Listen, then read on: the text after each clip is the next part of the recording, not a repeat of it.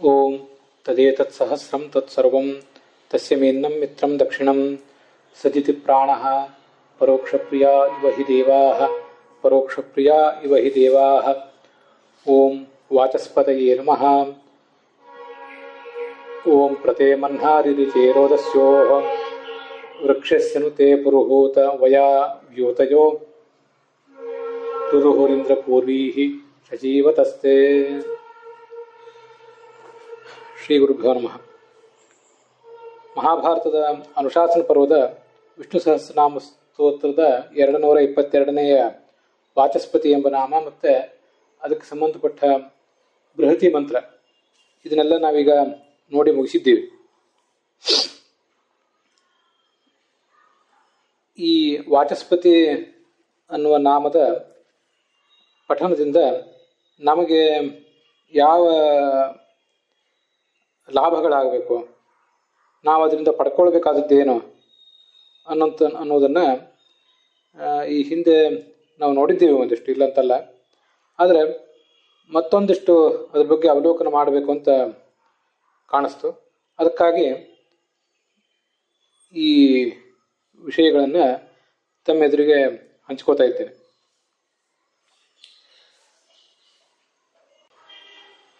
ಆ ಮಂತ್ರದ ಅರ್ಥವನ್ನು ಸಂಕ್ಷಿಪ್ತವಾಗಿ ಒಂದು ಬಾರಿ ನೋಡಿಬಿಡೋಣ. ಭಗವಂತನೇ ನಿನ್ನ ಮನ್ಹ ಅಂದರೆ ಮಹಿಮ, ಅದು ರೋದಸ್ಯೋಹೋ ಶ್ರೀ ಮತ್ತು ಭೂದೇವಿಯರನ್ನು ಕೂಡ ಪ್ರರಿರಿಚೆ ಅಧಿಕವಾಗಿ ಮೀರಿ ನಿಂತಿದೆ. ಭಗವಂತನೇ ಶಾಸ್ತ್ರದಲ್ಲಿ ವೇದಗಳಲ್ಲಿ ಆಹೂತನಾದ ಭಗವಂತನೇ ಶಚೀವತಃ ಅಂದರೆ ವಾಚಸ್ಪತಿಯಾದ ನಿನ್ನ ಈ ಅನಾದಿ ಕಾಲದ ಕ್ರಿಯೆಗಳು, ಜಗದ್ರಕ್ಷೆ ಮೊದಲಾದ ಕ್ರಿಯೆಗಳೇನಿವೆ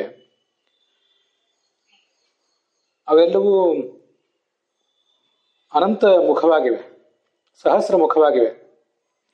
ನಿನ್ನ ಅಧೀನವಾದ ಈ ಜಗತ್ತೆಂಬ ವೃಕ್ಷದ ಶಾಖೆಗಳು, ವಯಾಹ ಅಂದರೆ ಶಾಖೆಗಳು, ವೃಕ್ಷ ಅಂದರೆ ಜಗತ್ತೆಂಬ ವೃಕ್ಷ ಅಂತ ಅರ್ಥ ಮಾಡಿದ್ದೆ ನಾನು.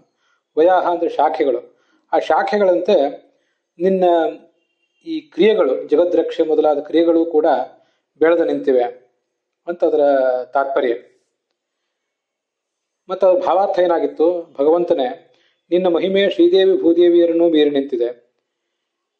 ಶಚೀಪತಿಯಾದ ವಾಚಸ್ಪತಿಯಾದ ವೇದಾಭಿಮಾನಿ ಸಕಲ ದೇವತೆಗಳ ಪತಿಯಾದ ನಿನ್ನ ಈ ಲೀಲೆಗಳು, ನಿನ್ನ ಲೀಲೆಗಳು ಅನಂತ ಮುಖವಾಗಿವೆ. ನೀನು ಪುರೋಹಿತರಿಂದ, ಋತ್ವಿಕಗಳಿಂದ, ವೇದಗಳಲ್ಲಿ, ಯಜ್ಞಗಳಲ್ಲಿ ಅನೇಕ ರೀತಿಯಾಗಿ ಯಜ್ಞಕ್ಕೆ ಬಾ ಅಂತ ಕರೆಯಲ್ಪಟ್ಟವನು. ನಿನ್ನ ಅಧೀನವೇ ಆದಂತಹ ಈ ಜಗತ್ತೆಂಬ ವೃಕ್ಷ ಇದೆಯಲ್ಲ, ಊರ್ಧ್ವಮೂಲ ಮಧಃಶಾಖಂ ಅಂತ ಜಗತ್ತೆಂಬ ವೃಕ್ಷವನ್ನೇನು ವರ್ಣಿಸ್ತಾರಲ್ಲ, ಆ ಜಗತ್ತೆಂಬ ವೃಕ್ಷ ಎಷ್ಟು ವಿಧವಾಗಿದೆಯೋ, ಎಷ್ಟು ಬಹುಮುಖವಾಗಿದೆಯೋ, ಎಷ್ಟು ಶಾಖೆಗಳು ಅದಕ್ಕಿವೆಯೋ, ಹಾಗೆ ನಿನ್ನ ಈ ಲೀಲೆಗಳು ಕೂಡ ಬಹುಮುಖವಾಗಿವೆ. ಬಹುಚಿತ್ರ ಜಗತ್ ಬಹುಧಾಕರಣ ಪರಶಕ್ತಿರನಂತ ಗುಣಃ ಪರಮಃ ಅಂತ ದ್ವಾದಶ ಸ್ತೋತ್ರದಲ್ಲಿ ಆಚಾರ್ಯ ಹೇಳಿದ ಮಾತೊಂದನ್ನು ನಾವು ಕೇಳ್ತೇವೆ. ಭಗವಂತನ ಅನಂತ ಮುಖವಾದ ಶಕ್ತಿಯನ್ನ ನಾವು ಹೇಗೆ ಕಲ್ಪಿಸ್ಕೋಬೇಕು, ಹೇಗೆ ಅನುಸಂಧಾನಿಸ್ಕೊಳ್ಬೇಕು ಅಂದರೆ, ಜಗತ್ತನ್ನು ನೋಡಿ ನಾವು ಅದನ್ನು ಕಲಿಯಬೇಕಂತೆ. ಜಗತ್ತು ಬಹುಚಿತ್ರವಾಗಿದೆ, ಅತ್ಯಂತ ವೈವಿಧ್ಯದಿಂದ ಕೂಡಿದೆ. ಜಡಗಳು ಒಂದರಂತೆ ಒಂದಿಲ್ಲ, ಚೇತನಗಳು ಒಂದರಂತೆ ಒಂದಿಲ್ಲ. ಜಡಗಳು ಚೇತನಗಳಂತಿಲ್ಲ, ಚೇತನಗಳು ಜಡಗಳಂತಿಲ್ಲ. ಜಡ ಚೇತನಗಳೆರಡೂ ಕೂಡ ಈ ಭಗವಂತನಿಗಿಂತ ಭಿನ್ನವಾಗಿವೆ. ಇವಕ್ಕಿರುವ ಬಣ್ಣ ಒಂದೊಂದಕ್ಕೆ ಒಂದೊಂದು ಬಣ್ಣ, ಒಂದೊಂದಕ್ಕೆ ಒಂದೊಂದು ಶಕ್ತಿ, ಒಂದೊಂದಕ್ಕೊಂದೊಂದು ಆಕಾರ, ಒಂದೊಂದಕ್ಕೊಂದೊಂದು ರೂಪ, ಶಬ್ದ, ಸ್ಪರ್ಶ, ರೂಪ, ಗಂಧ ಎಲ್ಲವೂ ಕೂಡ ವಿಭಿನ್ನ. ಅಂಥ ಅತ್ಯಂತ ವಿಚಿತ್ರವಾದ ಈ ಜಗತ್ತೇನಿದೆ, ನಿನ್ನ ಅಧೀನವಾದ ಈ ಜಗತ್ತು, ಆ ಜಗತ್ತನ್ನು ಹೀಗೆ ಸೃಷ್ಟಿಸಿ ಪಾಲಿಸಬೇಕಾದ್ರೆ ಅವನ ಶಕ್ತಿಯೂ ಕೂಡ ಅನಂತ ಮುಖವಾಗಿಯೇ ಇರಬೇಕು. ಬಹುಚಿತ್ರ ಜಗತ್ ಬಹುಧಾಕರಣಾತ್, ಅತ್ಯಂತ ವಿಚಿತ್ರವಾದ ವಿಶ್ವತೋಮುಖವಾದ ಈ ಜಗತ್ತನ್ನು ಸೃಷ್ಟಿಸಿರುವುದರಿಂದ ಭಗವಂತ ಪರಶಕ್ತಿ, ಅನಂತ ಶಕ್ತಿ ಉಳ್ಳವನಾಗಿದ್ದಾನೆ ಪರಾಸ್ಯ ಶಕ್ತಿ ವಿವಿಧೈವ ಶ್ರೂಯತೆ ಅಂತ ವೇದಮಂತ್ರವು ಕೂಡ ಆತನ ಶಕ್ತಿಯನ್ನ ಬಹುಮುಖವಾಗಿದೆ ಅಂತ ವರ್ಣಿಸಿದ್ದೇ ಇದೆ. ಹೀಗೆ ನಿನ್ನ ಅಧೀನವಾದ ಜಗತ್ತೆಂಬ ವೃಕ್ಷದ ಕೊಂಬೆಗಳಂತೆ ನಿನ್ನ ಲೀಲೆಗಳು ಕೂಡ ಬಹುಮುಖವಾಗಿ ನಮಗೆ ಕಂಡು ಬರ್ತವೆ ಶಾಸ್ತ್ರದಲ್ಲಿ ಅಂತ ಅದರ ತಾತ್ಪರ್ಯ.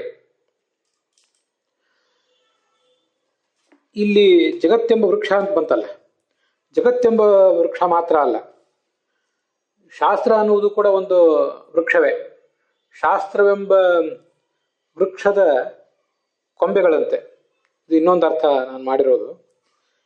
ಶಾಸ್ತ್ರವೆಂಬ ವೃಕ್ಷ, ಅದನ್ನು ಭಾಗವತದಲ್ಲಿ ನಿಗಮ ಕಲ್ಪತರೋಹ, ಶಾಸ್ತ್ರವೆಂಬುದೊಂದು ಕಲ್ಪತರುವಿನಂತೆ, ಅದರಿಂದ ಗಲಿತವಾದ ಫಲವೇ, ಅದರಿಂದ ಉದುರಿ ಬಿದ್ದ ಫಲವೇ ಈ ಭಾಗವತ ಅಂತ ವರ್ಣನೆ ಮಾಡಿದ್ರೆ ನಮ್ಗೆ ಅದು ಗೊತ್ತಿದೆ.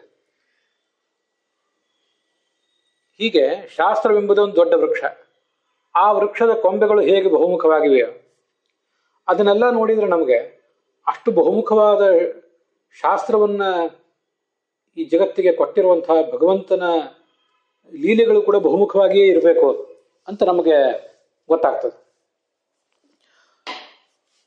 ಬಹುಚಿತ್ತ ಜಗದ್ಬಹುಧಾಕರಣಾತ್, ಅತ್ಯಂತ ವಿಚಿತ್ರವಾಗಿ ಜಗತ್ತನ್ನ ನಾನಾ ರೀತಿಯಾಗಿ ಸೃಷ್ಟಿಸಿರುವುದರಿಂದ ಭಗವಂತ ಹೇಗೆ ಬಹುವಿಧವಾದ ಲೀಲೆ ಉಳ್ಳವನೋ ಹಾಗೆ ಬಹುವಿಧವಾದ ನಾನಾ ಥರದ ವಿಷಯಗಳನ್ನು ಪ್ರತಿಪಾದನೆ ಮಾಡುವ, ನಾನಾ ಥರದ ಛಂದಸ್ಸನ್ನ ಒಳಗೊಂಡಂತಹ,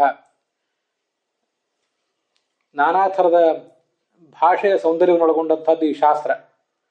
ವೇದಾದಿ ಶಾಸ್ತ್ರಗಳಲ್ಲಿ ಒಂದು ರೀತಿಯಾದ ಸಂಸ್ಕೃತ ಭಾಷೆ ಇದೆ, ಮತ್ತೆ ಮಹಾಭಾರತಾದಿ ಗ್ರಂಥಗಳಲ್ಲಿ ಒಂದು ರೀತಿಯಾದ ಸಂಸ್ಕೃತ ಭಾಷೆ ಇದೆ. ಹೀಗೆ ತುಂಬ ವೈವಿಧ್ಯಮಯವಾದದ್ದು ಈ ಶಾಸ್ತ್ರವೆಂಬ ವೃಕ್ಷ. ಆ ಶಾಸ್ತ್ರವೆಂಬ ವೃಕ್ಷವನ್ನು ನೋಡಿದರೆ ನಮಗೆ ಆ ಭಗವಂತ ಎಷ್ಟು ವೈವಿಧ್ಯಮಯವಾದ ಲೀಲೆ ಉಳ್ಳವನು ಅಂತ ಕೂಡ ಗೊತ್ತಾಗ್ತದೆ. ಅದಕ್ಕಾಗಿ ಭಗವಂತನನ್ನ ವಾಚಸ್ಪತಿ ಅಂತ ಉಪಾಸಿಸಬೇಕು. ವಾಚಃ ಪತಿ ವಾಚಸ್ಪತಿ. ವಾಕ್ ಅಂದ್ರೆ ಈ ಶಾಸ್ತ್ರ, ಶಾಸ್ತ್ರವೆಂಬ ವೃಕ್ಷ. ಶಾಸ್ತ್ರವೆಂಬ ವೃಕ್ಷದ ಪತಿ ಇವನು. ನಮೋ ವೃಕ್ಷಾಣಾಂ ಪತಯೇ, ನಮೋ ರೋಹಿತಾನಾಂ ಸ್ಥಪತಯೇ ವೃಕ್ಷಾಣಾಂ ಪತಯೇ, ನಮೋ ಭುವಂತಯೇ ವಾರಿವಾಯಸ್ಕೃತ ಔಷಧೀನಾಂ ಪತಯೇ ನಮಃ ಅಂತ ರುದ್ರಾಧ್ಯಾಯ ಅವನನ್ನ ವರ್ಣಿಸ್ತದೆ. ಹೀಗೆ ವೃಕ್ಷಾಣಾಂ ಪತಿ, ವೃಕ್ಷಗಳು ಅಂದ್ರೆ ಒಂದು ಈ ಜಗತ್ತಿನಲ್ಲಿ ಬೆಳೆಯುವಂತಹ ವನಸ್ಪತಿಗಳು, ಅವುಗಳಿಗೆ ಪತಿ. ಮತ್ತು ವೃಕ್ಷ ಅಂದ್ರೆ ಜಗತ್ತೆಂಬ ವೃಕ್ಷ. ಜಗತ್ತೆಂಬ ವೃಕ್ಷ ಹಿಂದಿನ ಸೃಷ್ಟಿಯಲ್ಲಿ ಒಂದಿತ್ತು, ಈಗಿನ ಸೃಷ್ಟಿಯಲ್ಲಿ ಒಂದಿದೆ, ಮುಂದಿನ ಸೃಷ್ಟಿಯಲ್ಲೂ ಇರ್ತದೆ. ಈ ಎಲ್ಲ ವೃಕ್ಷಗಳಿಗೆ ಪತಿ.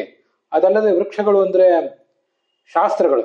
ಆ ಶಾಸ್ತ್ರಗಳಿಗೂ ಕೂಡ ಈತ ಪತಿ ಆದ್ರಿಂದ ಅವನನ್ನ ವೃಕ್ಷಾಣಾಂ ಪತಯೇ ನಮಃ ಅಂತ ಆ ರುದ್ರಾಧ್ಯಾಯ ಕೊಂಡಾಡಿದೆ. ಶಾಸ್ತ್ರವೆಂಬ ವೃಕ್ಷವೂ ಕೂಡ ವೃಕ್ಷ ಅಂತ ಯಾಕೆ ಕರೆಸ್ಕೊಂಡಿದೆ ಅಂದ್ರೆ ವೃಶ್ಚು ಛೇದನೆ ಅಂತ. ನಮ್ಮ ಅಜ್ಞಾನವನ್ನ ಅದು ಕತ್ತರಿಸಿ ಹಾಕುವುದರಿಂದ ಅದಕ್ಕೆ ವೃಕ್ಷ ಅಂತ ಹೇಳ್ತಾರೆ. ಅಂಥ ವೃಕ್ಷದ ಪತಿಯೇ ಈ ಭಗವಂತ. ಅವನು ಆ ಕಾರಣದಿಂದ ವಾಚಸ್ಪತಿಯೂ ಕೂಡ ಹೌದು. ವಾಚಾಂಪತಿ ವಾಚಸ್ಪತಿ. ಈ ಭಗವಂತ ಹಯಗ್ರೀವನನ್ನ ವಾಚಸ್ಪತಿ ಅಂತ ಶಾಸ್ತ್ರದಲ್ಲಿ ಹೇಳುವುದು. ವಾಕ್ಗಳಿಗೆ ಆತ ಹೇಗೆ ಪತಿ ಅಂತ ಹೇಳುವುದನ್ನ ಬೇರೆ ಬೇರೆ ಕಡೆ ಹೇಳಿದ್ದಾರೆ. ಅಸ್ಯ ಮಹತೋಭೂತಸ್ಯ ನಿಶ್ವಸಿತಮೇತದ್ಯದ್ ಋಗ್ವೇದ ಯಜುರ್ವೇದ ಸಾಮವೇದ ಅಥರ್ವಾಂಗಿರಸ ಇತಿಹಾಸ ಪುರಾಣಂ ಅಂತ ಹೀಗೆ ಈ ಬೃಹದಾರಣ್ಯಕ ಉಪನಿಷತ್ತು ಸಕಲ ಶಾಸ್ತ್ರಕ್ಕೂ ಕೂಡ ಆತನೇ ಜನಕ. ಸಕಲ ಶಾಸ್ತ್ರಗಳು ಕೂಡ ಆತನ ನಿಶ್ವಾಸದಿಂದ ಹೊರಗೆ ಬಂದವು ಅಂತ ತುಂಬಾ ಸುಂದರವಾಗಿ ವರ್ಣಿಸ್ತದೆ.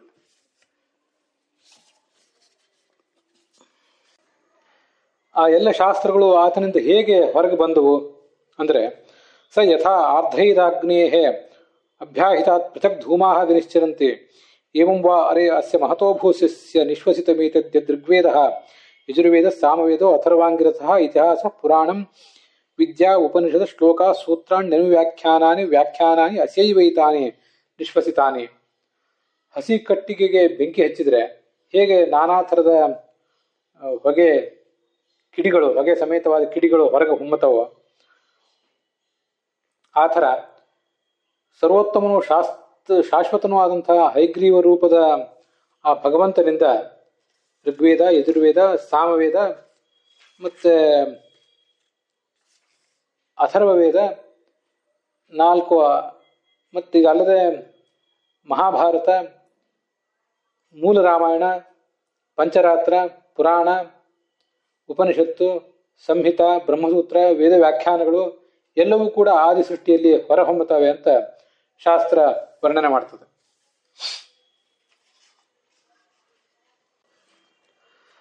ಅದಕ್ಕಾತ ವಾಚಸ್ಪತಿ. ಹೀಗೆ ಭಗವಂತನ ಆ ನಿಶ್ವಾಸದಿಂದ ಶಾಸ್ತ್ರಗಳು ಹೊರಹೊಮ್ಮುತ್ತವೆ ಅಂತ ನಾವು ಧ್ಯಾನಿಸ್ಬೇಕು. ಮತ್ತೆ ಒಂದೇ ತುರಂಗವದನಂ ಶಶಿಬಿಂಬ ಸಂಸ್ಥಂ ಅಂತ ಹೈಗ್ರೀವ ಮಂತ್ರದ ಏನೊಂದು ಧ್ಯಾನ ಶ್ಲೋಕ ಇದೆ. ಚಂದ್ರಾವದಾದಂ ಅಮೃತಾತ್ಮಕರೈಸ್ಸಮಂತ ಅಂಡಾಂತರಂ ಬಹಿರಪಿ ಪ್ರತಿಭಾಸಯಂತಂ ಶಂಖಾಕ್ಷ ಪುಸ್ತಕ ಸುಬೋಧಯುತಾಬ್ಜವಾಹುಂ ನಸ್ತೋ ಮುಖಾದಪಿ ನಿರಂತರ ಮುದ್ಗಿರಂತಂ ವಿದ್ಯಾ ಅಶೇಷತ ಭವಾಬ್ಜ ಉತಾಬ್ಜ ಮುಖ್ಯೈಹಿ. ಮೂಗಿನಿಂದ ಮತ್ತು ಬಾಯಿಯಿಂದ ನಾನಾ ಥರದ ಶಾಸ್ತ್ರಗಳನ್ನು ಆತ ಹೊರ ಹಾಕ್ತಾ ಇದ್ದಾನಂತೆ. ಮೂಗಿನಿಂದ ಶ್ವಾಸ ಹೊರಗೆ ಬರ್ತದೆ, ಎಲ್ಲರಿಗೂ ಗೊತ್ತಿದೆ. ಸಾಮಾನ್ಯವಾಗಿ ಮೂಗಿನಿಂದ ನಾವು ಮಾತು ಆಡೋದು ಕಡಿಮೆ, ಮೂಗಿನಿಂದ ಧ್ವನಿ ಹೊರಡಿಸೋದು ಕಡಿಮೆ. ಶ್ವಾಸ ಹೊರಗೆ ಬರ್ತದೆ. ಶ್ವಾಸ ಹೊರಗೆ ಬರುವಾಗ ಒಂದಿಷ್ಟು ಧ್ವನಿಯು ಕೂಡ ಹೊರಗೆ ಬರ್ತದೆ. ಆದರೆ ಭಗವಂತನ ಮೂಗು, ಬಾಯಿ ಎಲ್ಲವೂ ಸವಿಶೇಷ ಅಭಿನ್ನ ಆದ್ದರಿಂದ ಆ ಮೂಗಿನಿಂದ ಮತ್ತು ಬಾಯಿಯಿಂದ ಸಕಲ ಶಾಸ್ತ್ರಗಳು ಹೊರಗೆ ಬರ್ತಾನೇ ಇವೆ. ವಾಚೋ ಬಭೂವು ಋಷತೀಹಿ ಶ್ವಸತೋಸ್ಯ ನಸ್ತಃ ಅಂತ ಭಾಗವತವೂ ಕೂಡ ಹೈಗ್ರೀವ ರೂಪದ ಭಗವಂತ ಚತುರ್ಮುಖ ಬ್ರಹ್ಮನ ಯಜ್ಞದಲ್ಲಿ ಆವಿರ್ಭವಿಸಿದಾಗ ಹೇಗೆ ಅಲ್ಲಿ ಈ ಶಾಸ್ತ್ರಗಳು ಆತನ ಬಾಯಿಯಿಂದ ಹೊರಗೆ ಬರ್ತಾ ಇದ್ದವು ಅಂತ ವರ್ಣನೆ ಬಂದಿದೆ. ಸತ್ರೇ ಮಮಾಸ ಭಗವಾನ್ ಸಹಶೀರ್ಷ ಏಷಃ ಸಾಕ್ಷಾತ್ ಸ ಯಜ್ಞ ಪುರುಷ ಸ್ತಪನೀಯ ವರ್ಣ ಛಂದೋಮಯೋ ಮಖಮಯ ಅಖಿಲ ದೇವತಾತ್ಮ ವಾಚೋ ಬಭೂವು ಉಷತೀ ಶ್ವಸತಃ ಶ್ವಸತಃ ನಸ್ತಃ. ಆ ಶ್ವಾಸ ಹೊರಗೆ ಬಿಡ್ತಾ ಇರುವಂತಹ ಭಗವಂತನ ನಸ್ತಃ ಮೂಗಿನಿಂದ ವಾಚಃ ಬಭೂವು ವಾಕ್ಯಗಳೆಲ್ಲ ಹೊರಗೆ ಬಂದವಂತೆ. ಅದಕ್ಕಾದ್ರಿಂದ ವಾಚಸ್ಪತಿ ಅವನು. ಇಲ್ಲಿ ಆ ಭಗವಂತನನ್ನ ತಪನೀಯ ವರ್ಣ, ಬಂಗಾರದಂತೆ ವರ್ಣವುಳ್ಳವನು ಅಂತ ಭಾಗವತ ಹೇಳಿದೆ. ಚಂದ್ರಾವದಾತಂ ಅಂತ ಹೈಗ್ರೀವ ಮಂತ್ರದ ಧ್ಯಾನ ಶ್ಲೋಕ ಚಂದ್ರನಂತೆ ಬಿಳುಪು ಬಣ್ಣ ಉಳ್ಳವನು ಅಂತ ಅವನನ್ನ ವರ್ಣನೆ ಮಾಡಿದೆ. ಶುಭ್ರವಾದ ಬಿಳಿ ವರ್ಣ ಉಳ್ಳವನು ಅಂತ. ಭಾಗವತವೇ ಆ ಹೈಗ್ರೀವನನ್ನ ನಮೋ ಭಗವತೆ ಧರ್ಮಾಯ ಆತ್ಮಶೋಧನಾಯ ನಮಃ ಅಂತ ಮಂತ್ರದಿಂದ ವರ್ಣಿಸಿದೆ. ಆ ಭಗವಂತ ನಮ್ಮ ಆತ್ಮವನ್ನ, ಕೇಳುಗರ ಆತ್ಮವನ್ನ, ವ್ಯಕ್ತಿತ್ವವನ್ನ ಶೋಧನ ಮಾಡ್ತಾನಂತ. ಯಾಕೆಂದ್ರೆ ಈ ಶಾಸ್ತ್ರಗಳನ್ನ ನಮಗೆ ಉಪದೇಶಿಸುವ ಮೂಲಕ. ಮತ್ತು ಈ ವಾಚಸ್ಪತಿ ಅನ್ನುವ ರೂಪ ಏನಿದೆ, ಈ ರೂಪ ಹೆಣ್ಣು ಹೈಗ್ರೀವ ರೂಪ ಅಂತ ವರ್ಣನೆ ಮಾಡ್ತದೆ ಛಾಂದೋಗ್ಯ ಉಪನಿಷತ್ತು ಮತ್ತು ಅದರ ಭಾಷ್ಯ. ಛಾಂದೋಗ್ಯ ಉಪನಿಷತ್ತಿನ ಗಾಯತ್ರೀವಾ ಇದಂ ಸರ್ವಂ ಭೂತಂ ಯದಿದಂ ಕಿಂಚ ವಾಗ್ವೈ ಗಾಯತ್ರಿ ವಾಗ್ವಾ ಇದಂ ಸರ್ವಂ ಭೂತಂ ಗಾಯತಿ ತ್ರಾಯತಿ ಚ ಅಂತ ಇದು ಆ ಭಗವಂತನ ರೂಪದ ವರ್ಣನ 3ನೇ ಅಧ್ಯಾಯದಲ್ಲಿ. ಗಾಯತ್ರಿಯಲ್ಲಿ ಗಾಯತ್ರಿಯಿಂದ ಪ್ರತಿಪಾದ್ಯವಾದಂತಹ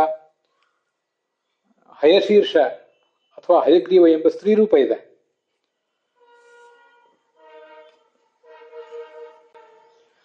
ಅದಕ್ಕೆ ವಾಕ್ ಅಂತ ಕೂಡ ಹೆಸರು.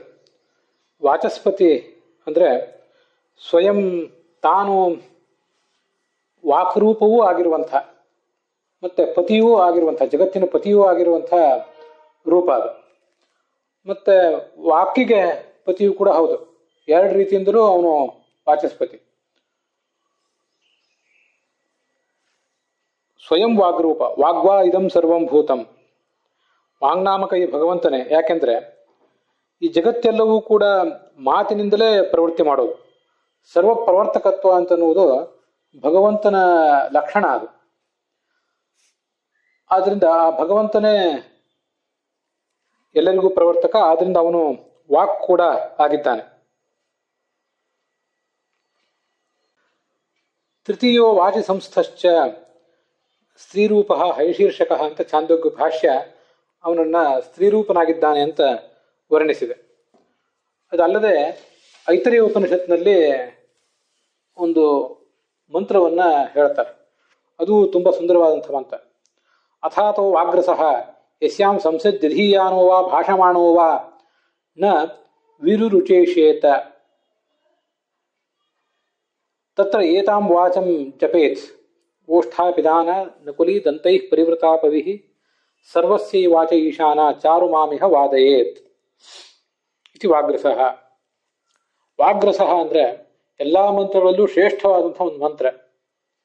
ಯಾವುದಾದ್ರೊಂದು ಸಭೆಯಲ್ಲಿ ಒಬ್ಬ ವ್ಯಕ್ತಿ ಅಧೀಯಾನೋವ ತಾನು ಅಧ್ಯಯನ ಮಾಡುವಾಗ ಅಥವಾ ಭಾಷಮಾಣೋವ ಪ್ರವಚನ ಮಾಡುವಾಗಲಿ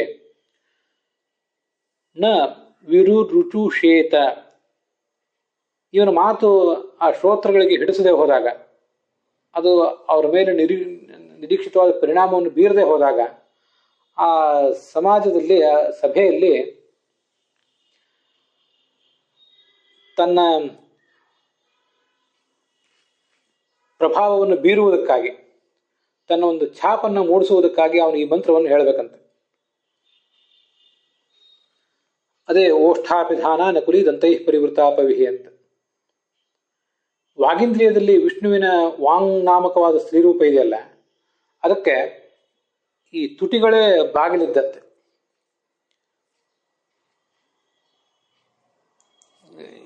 ಬಾಗಿಲಿನ ಎರಡು ಕದಗಳು ಅವು ಮೇಲಿನ ಮೇಲೆ ತಕ್ಕೊಳ್ಳುವುದು ಮುಚ್ಚುವುದು ಮಾಡ್ತಾ ಇರ್ತವೆ.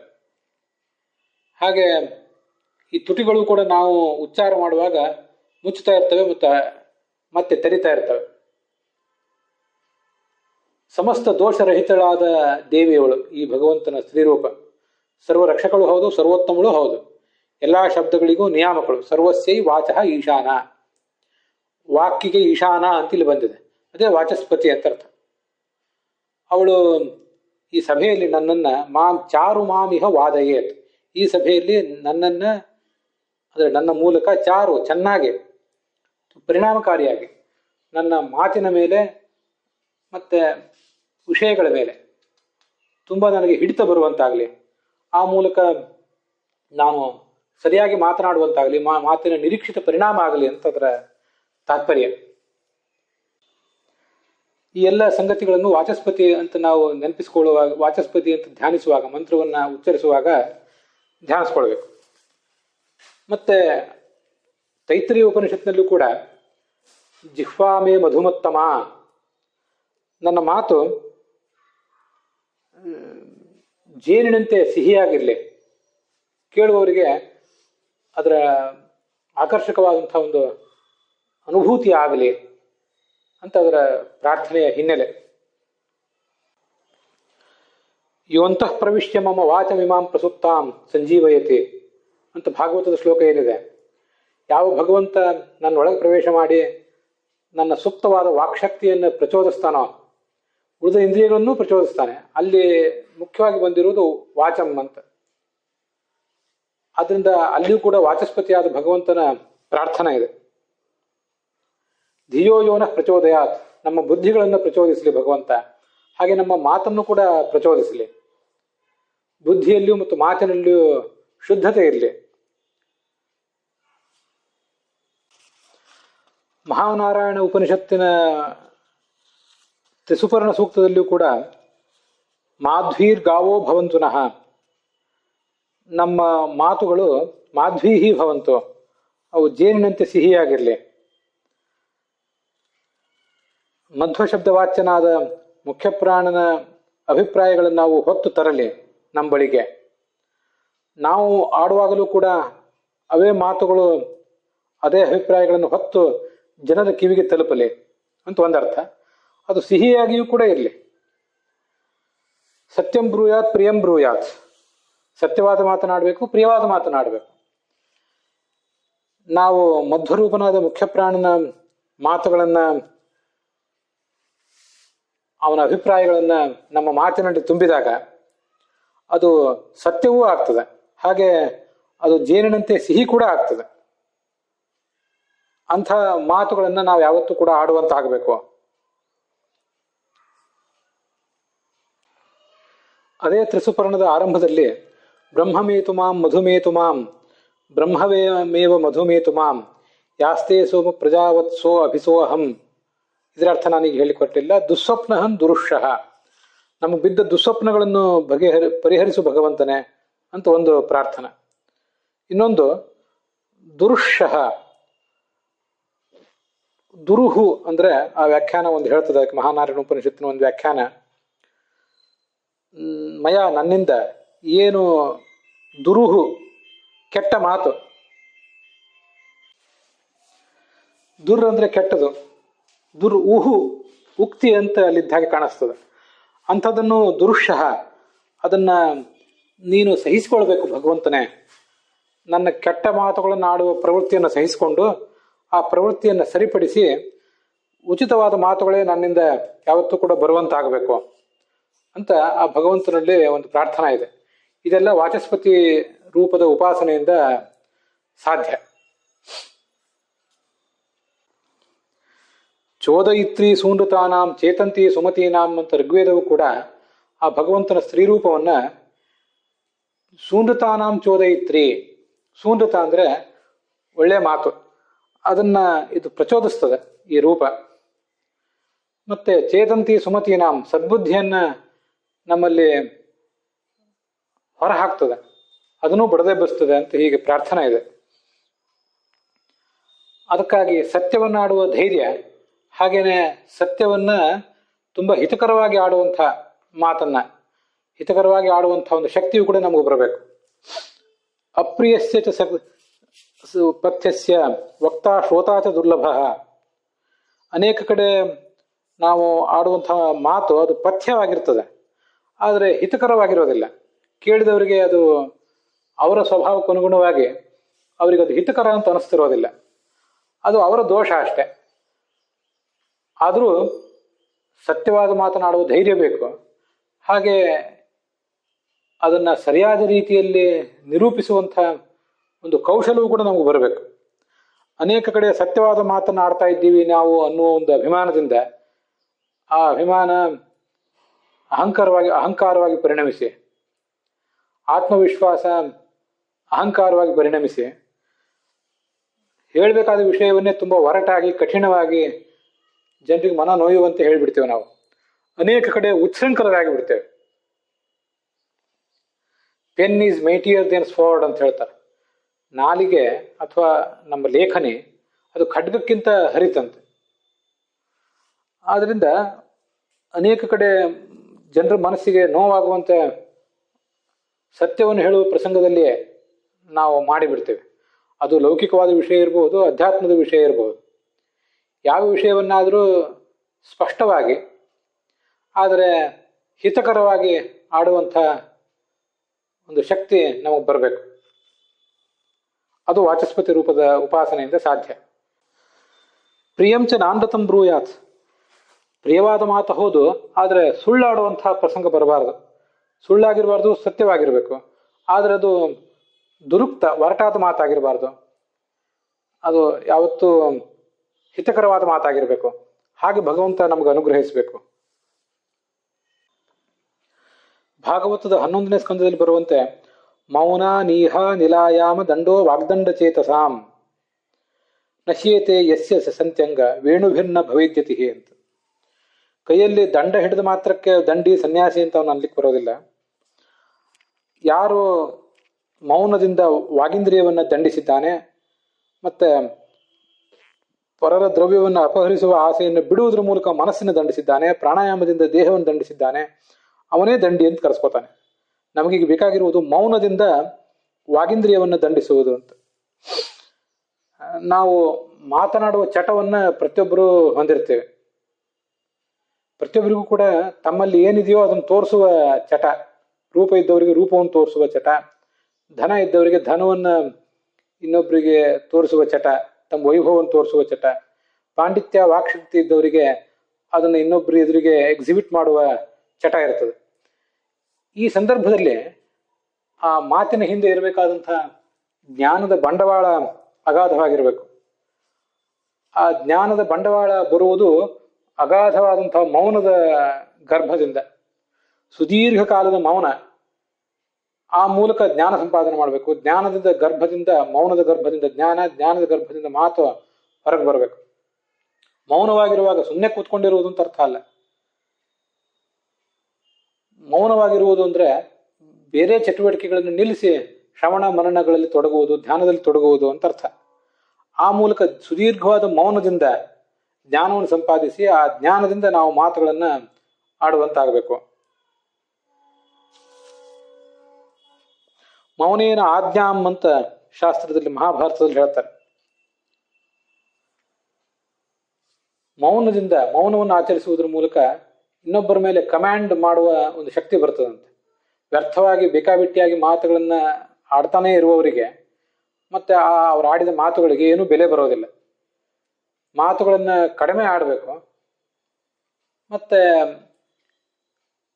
ಯುಕ್ತಿಯುಕ್ತವಾದ ಮಾತನಾಡಬೇಕು, ಹಿತಕರವಾದ ಮಾತನಾಡಬೇಕು, ಸತ್ಯವಾದ ಮಾತನಾಡಬೇಕು. ಆ ಮಾತುಗಳಿಗೆ ಇನ್ನೊಬ್ಬರನ್ನು ವಶೀಕರಿಸಿಕೊಳ್ಳುವ ಸಾಮರ್ಥ್ಯ ಬರ್ತದಂತೆ. ಅದಕ್ಕಾಗಿ ಮಾತು ಬೆಳ್ಳಿ, ಮೌನ ಬಂಗಾರ ಅಂತ ನಮ್ಮ ಕನ್ನಡದ ಗಾದೆ ಮಾತು ಕೂಡ ಹೇಳುದು. ಮಾತು ಬೆಳ್ಳಿ ಹೌದು, ಆ ಬೆಳ್ಳಿಯಿಂದ ಅನೇಕ ಕೆಲಸಗಳಾಗ್ತವೆ. ಆದರೆ ಮಾತಿಗಿಂತ, ಆ ಬೆಳ್ಳಿಗಿಂತ ಬಂಗಾರ ಶ್ರೇಷ್ಠ. ಹಾಗೆ ಬಂಗಾರ ಅಂತ ಕರೆಸ್ಕೊಂಡಿರುವಂತಹ ಮೌನವನ್ನ ಅಷ್ಟು ಜತನದಿಂದ ಜ್ಞಾನ ಸಂಪಾದನೆಗೆ ಉಪಯೋಗ ಮಾಡಿ ಅದರ ಮೂಲಕ ಮಾತನ್ನ ಆಡಬೇಕು. ಅದೆಲ್ಲವೂ ಕೂಡ ವಾಚಸ್ಪತಿ ಅನ್ನುವ ರೂಪದ ಉಪಾಸನೆಯಿಂದ ಸಾಧ್ಯ.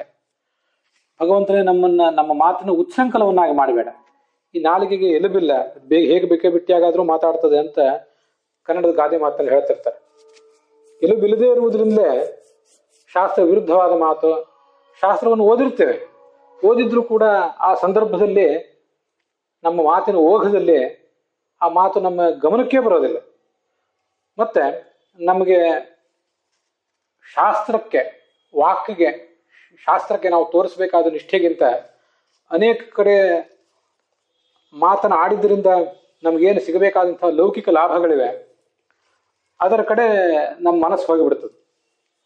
ಲೌಕಿಕ ವಿಷಯಗಳ ಬಗ್ಗೆ ಮನಸ್ಸು ಆಕೃಷ್ಟ ಆಗುವುದರಿಂದ ಶಾಸ್ತ್ರದ ನಿಷ್ಠೆ ನಮಗೆ ಗೌಣವಾಗುವುದರಿಂದ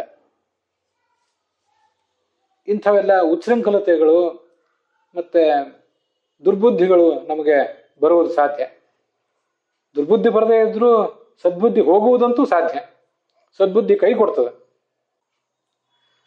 ಶ್ರುತಿ ಸ್ಮೃತಿ ಹರೆಯರಾಜ್ಞೆ ಅಂತ ಹೇಳಿದಂತೆ ಆ ಶ್ರುತಿ ಸ್ಮೃತಿಗಳೆಲ್ಲವೂ ಕೂಡ ಭಗವಂತನ ಆಜ್ಞೆ. ಆಜ್ಞೆ ಆಗಿರುವಂತಹ ಅವುಗಳನ್ನ, ಆ ಭಗವಂತನ ಆಜ್ಞೆಯನ್ನು ನಾವು ಕಡೆಗಣಿಸಿ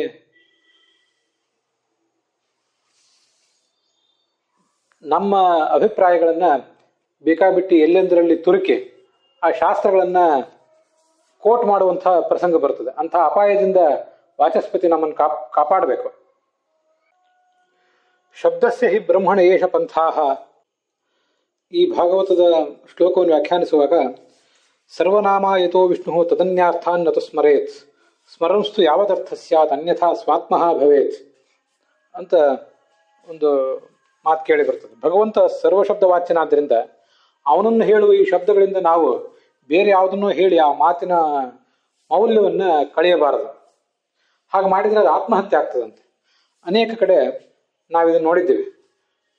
ಪರನಿಂದೆ ಮಾಡುವುದರ ಮೂಲಕ ಮತ್ತು ಆತ್ಮ ಪ್ರಶಂಸೆ ಮಾಡಿಕೊಳ್ಳುವುದರ ಮೂಲಕ ನಾವು ಮಾತಿನ ಮೌಲ್ಯವನ್ನ ಕಳೆದು ಹಾಕ್ತೇವೆ, ಮತ್ತೆ ನಮ್ಮ ಮೌಲ್ಯವನ್ನು ಕೂಡ ಕಳ್ಕೋತೇವೆ. ಇದೆಲ್ಲವೂ ಬಹಳ ಅಪಾಯಕಾರಿಯಾದಂತಹ ಸಂಗತಿ. ಹೀಗೆ ಪರರ ನಿಂದೆಯನ್ನು ಮಾಡ್ತಾ, ಅದರಲ್ಲಿ ಮಹಾತ್ಮರ ನಿಂದೆಯನ್ನು ಮಾಡ್ತಾ ಅದರಲ್ಲಿ ಒಂದು ಆನಂದವನ್ನು ಕಾಣುವುದು, ಕ್ಷುದ್ರವಾದ ಆನಂದವನ್ನು ಕಾಣುವುದು, ಹಾಗೆ ಆತ್ಮ ಪ್ರಶಂಸೆಯನ್ನು ಮಾಡಿಕೊಳ್ಳುವುದು. ಹಿಂದೆ ಭಾಗವತ್ ಸಾರೋದ್ಧಾರದ ಪ್ರವಚನದಲ್ಲಿ ಇದನ್ನು ಹೇಳಿದ್ದೆ. ಆತ್ಮ ಪ್ರಶಂಸೆ ಮಾಡಿಕೊಳ್ಳುವುದು ಅಂದರೆ ತಮ್ಮನ್ನು ನಾವು ಪ್ರಶಂಸೆ ಮಾಡಿಕೊಳ್ಳುವುದು, ನಮ್ಮ ಮಾತುಗಳಿಂದ ನಮ್ಮನ್ನೇ ಪ್ರಶಂಸೆ ಮಾಡಿಕೊಳ್ಳುವುದು ಅಂತ ಒಂದರ್ಥ. ಇನ್ನೊಂದು, ಇನ್ನೊಬ್ಬರು ನಮ್ಮನ್ನು ಪ್ರಶಂಸೆ ಮಾಡ್ತಾ ಇದ್ರೆ ಅದನ್ನ ಎಂಜಾಯ್ ಮಾಡುವುದು, ಇನ್ನೊಬ್ಬರು ನಮ್ಮನ್ನು ಪ್ರಶಂಸೆ ಮಾಡಲಿ ಅಂತ ನಿರೀಕ್ಷಿಸಿ ಅದನ್ನು ಆಸ್ವಾದಿಸುವುದು. ಇದು ಕೂಡ ಬಹಳ ಭಯಂಕರ, ಬಹಳ ಅಸಹ್ಯವಾದದ್ದು. ನಮ್ಮನ್ನು ನಾವೇ ಪ್ರಶಂಸೆ ಮಾಡ್ಕೊಳ್ತಾ ಕೂತ್ರೆ ಅನೇಕ ಬಾರಿ ಜನ ಹೇಸಿಗೆ ಪಟ್ಕೋತಾರೆ. ಅದು ಬಹಳ ಘೋರವಾದದ್ದು. ಅದಕ್ಕಿಂತ ಸ್ವಲ್ಪ ಕಡಿಮೆ ಘೋರವಾದ್ದು, ಕಡಿಮೆ ಅಸಹ್ಯವಾದದ್ದು ಇನ್ನೊಬ್ಬರು ಪ್ರಶಂಸೆ ಮಾಡ್ತಾ ಇದ್ರೆ ಅದನ್ನು ಆನಂದಿಸುವುದು ಮತ್ತು ಅದನ್ನು ನಿರೀಕ್ಷಿಸುವುದು. ನಾವು ಇವೆರಡರಲ್ಲಿ ಯಾವುದಾದ್ರೂ ಒಂದಕ್ಕೆ ಬಲಿ ಬಿದ್ದೇ ಇರ್ತೇವೆ.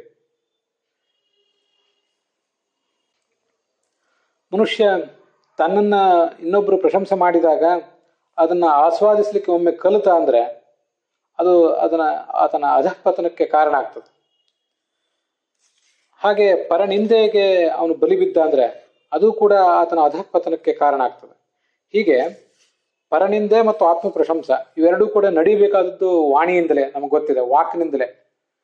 ಭಗವಂತನನ್ನು ವಾಚಸ್ಪತಿ ಅಂತ ಉಪಾಸಿಸಿದರೆ ಇಂಥ ಅಪರಾಧಗಳು ಕೂಡ ನಮ್ಮಿಂದ ಘಟಿಸುವುದು ಕಡಿಮೆ ಆಗ್ತದೆ. ಕೊನೆಗೊಂದು ದಿವಸ ಅದು ಇಲ್ಲ ಆಗ್ತದೆ.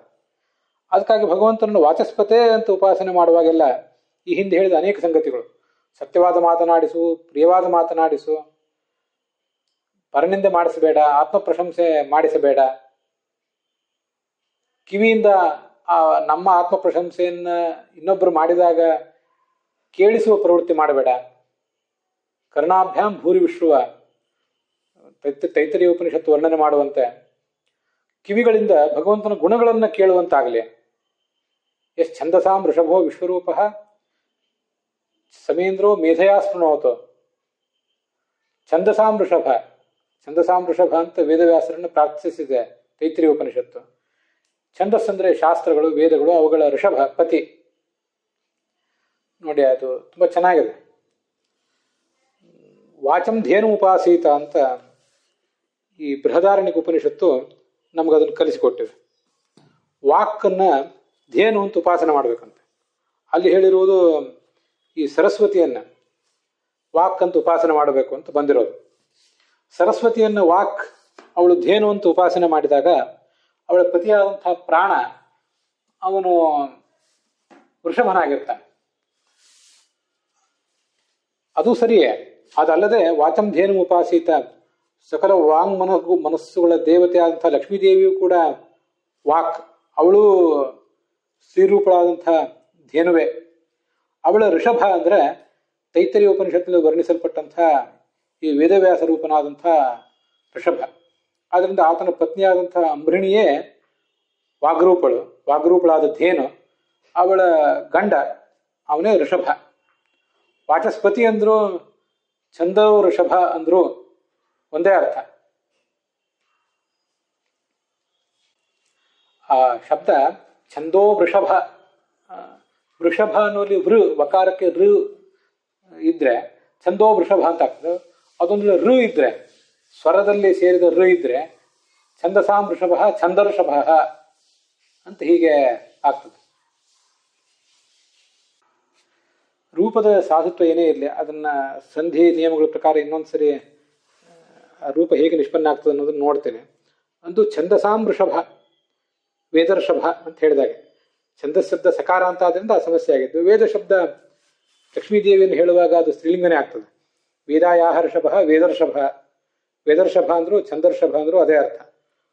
ವಾಚಃ ಪತಿ ವಾಚಸ್ಪತಿ, ವೇದಪತಿ ವೇದರ್ಷಭ ಛಂದಸಾಂ ವೃಷಭ ಇವೆಲ್ಲವೂ ಕೂಡ ಒಂದೇ ಅರ್ಥವನ್ನೇ ಹೇಳ್ತವೆ. ಹೀಗೆ ಲಕ್ಷ್ಮೀದೇವಿಯನ್ನ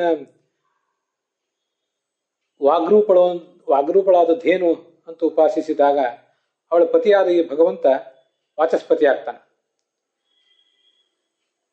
ಅವನು ನಮ್ಮ ಈ ಎಲ್ಲ ದುಷ್ಪ್ರವೃತ್ತಿಗಳನ್ನ ನಿಯಂತ್ರಿಸಬೇಕು, ಸತ್ಪ್ರವೃತ್ತಿಗಳನ್ನು ಹುಟ್ಟು ಹಾಕಬೇಕು. ಅದು ಇದರಿಂದ ಸಾಧ್ಯ. ಇದು ಹೀಗೆ ಭಗವಂತನ ಕುರಿತಾಗಿ ಎಲ್ಲವನ್ನೂ ನೋಡಿದ್ದೇವೆ. ವಾಚಸ್ಪತಿ ಅನ್ನುವ ಶಬ್ದ ಲಕ್ಷ್ಮೀದೇವಿಯನ್ನು ಹೇಳ್ತದೆ, ಮುಖ್ಯ ಪ್ರಾಣನನ್ನು ಹೇಳ್ತದೆ. ಅದನ್ನ ನಾಳೆ ದಿವಸ ನೋಡೋಣ. ಇವೆಲ್ಲ ಎಕ್ಸ್ಟ್ರಾ ಅನುಸಂಧಾನಗಳು. ರಾಷ್ಟ್ರಪತಿ ಶಬ್ದ ಲಕ್ಷ್ಮಿಯನ್ನು ಹೇಗೆ ಹೇಳ್ತದ, ಸ್ತ್ರೀಯನ್ನು ಹೇಗೆ ಹೇಳ್ತದೋ ಹಾಗೆ ವಾಚಸ್ಪತಿ ಅನ್ನುವ ಶಬ್ದ ಲಕ್ಷ್ಮೀದೇವಿಯನ್ನು ಹೇಳ್ತದೆ. ವಾಚಸ್ಪತಿ ಶಬ್ದ ಹೀಗೆ ಭಗವಂತನನ್ನ, ಭಗವತಿಯನ್ನ, ಮುಖ್ಯ ಪ್ರಾಣನನ್ನ ಎಲ್ಲರನ್ನೂ ಹೇಳ್ತದೆ. ವಾಕ್ ಅನ್ನೋ ಶಬ್ದ ಲಕ್ಷ್ಮೀದೇವಿಯನ್ನು ಹೇಳಿದಂತೆ ಸರಸ್ವತಿ ಭಾರತೀಯರನ್ನು ಹೇಳ್ತದೆ. ಪತಿ ಅನ್ನೋ ಶಬ್ದ ಪರಮಾತ್ಮನನ್ನು ಹೇಳಿದಂತೆ ಚತುರ್ಮುಖ ಮತ್ತು ಮುಖ್ಯ ಪ್ರಾಣರನ್ನು ಹೇಳ್ತದೆ. ಹೀಗೆ ವಾಚಸ್ಪತಿ ಅನ್ನೋ ಶಬ್ದ ಲಕ್ಷ್ಮೀನಾರಾಯಣರನ್ನ, ವಾಣಿ ಹಿರಣ್ಯ ಗರ್ಭರನ್ನ ಮತ್ತೆ ಭಾರತೀಯ ಮುಖ್ಯ ಪ್ರಾಣನ ಆರನ್ನೂ ಹೇಳುವಂತಹ ಒಂದು ವಿಶಿಷ್ಟವಾದ ಶಬ್ದ. ಅದರಲ್ಲಿ ಈಗ ಮುಖ್ಯ ಪ್ರಾಣನ ಕುರಿತು ಭಗವಂತನ ಕುರಿತಾಗಿ ನಾವು ನೋಡಿದ್ದೇವೆ. ಲಕ್ಷ್ಮೀದೇವಿಯ ಕುರಿತಾಗಿ ಮತ್ತೆ ಲಕ್ಷ್ಮೀದೇವಿ ಕುರಿತಾಗಿ ನೋಡಿದಾಗ ಭಾರತೀಯ ಬಗ್ಗೆ ಕೂಡ ನೋಡಿದಾಗ ಆಗ್ತದೆ. ಮುಖ್ಯ ಪ್ರಾಣ ಮತ್ತು ಹಿರಣ್ಯಗರ್ಭರ ಕುರಿತಾಗಿ ನಾಳೆ ದಿವಸ ಅದನ್ನು ನೋಡೋಣ. ಇಲ್ಲಿಗೆ ಇವತ್ತಿನ ಈ ಭಾಗ ಸಮಾಪ್ತವಾಗಿದೆ.